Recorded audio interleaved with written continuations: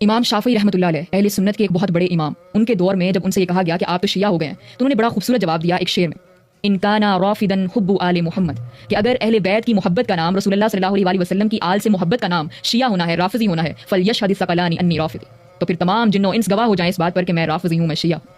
اس کی سند اور متن پر بعد میں بات کریں گے، پہلے میں اور ایک ویڈیو دکھا دیتا ہوں انجینئر صاحب کا، ان کا بھی یہی کہنا ہے۔ امام شافعی فرمایا کرتے تھے ان کان رفض حب آل محمد صلی اللہ علیہ وسلم، اگر آل محمد کی محبت کا نام رافضی یا شیعہ ہونا ہے فلیشهد الثقلان انی رافضی، تو جنوں انس گواہ ہو جاؤ اس بات پہ کہ میں رافضی۔ کیا واقعی یہ امام شافعی رحمہ اللہ نے خود کہا ہے کہ میں رافضی ہوں؟ اس قول کی امام شافعی رحمہ اللہ کی طرف نسبت کی سند میں تشیع کا عمل دخل ہے۔ پہلی روایت، اس منکر روایت میں ایک راوی ہے ابو عمیرہ حمزہ بن علی الجوہری، مجہول راوی ہے۔ اس سے الزبیر ابن عبد الواحد الحفظ الاسرابادی کے علاوہ کسی نے روایت نہیں کی۔ امام شافعی رحمہ اللہ کی طرف منسوخ دوسرا جھوٹ، اس روایت کا راوی محمد بن محمد الاسحاق الکوفی کذاب، جھوٹا راوی ہے۔ امام شافعی رحمہ اللہ کی طرف منسوخ تیسرا جھوٹ، اس روایت کا راوی الحسین بن علی بن محمد بن اسحاق الحلمی ابو العباس مجہول الحال ہے۔ تو ایسی بے سند روایتیں بتا کر لوگوں کو گمراہ کر رہے اور کالے کھٹملوں کے گود میں لگ جا کر پھینک رہے یہ باجی اور یہ انجینئر صاحب۔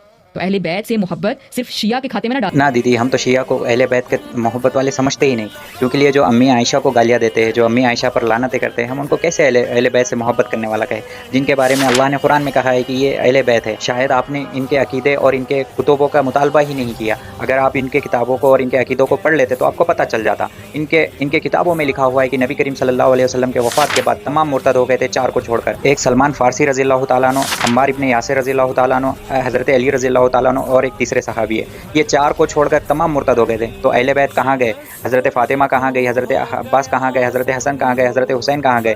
تمام اہل بیت کہاں گئے رضی اللہ تعالیٰ عنہ مجمعین؟ ان تمام کو تو یہ لوگ مرتد مانتے ہیں، تو آپ کیسے کہہ رہے ہیں کہ رافضی اہل بیت سے محبت کرتے ہیں؟ دیا کریں، اہل بیت سے محبت کرنا ہر مسلمان پر فرض ہے، اس کے بغیر تو گزارا ہی نہیں ہے، ایمان ہی مکمل نہیں۔ رسول اللہ صلی اللہ علیہ وسلم نے کیا فرمایا کہ علی سے محبت نہیں رکھے گا مگر مومن، اور علی سے بغض نہیں رکھے گا مگر منافق۔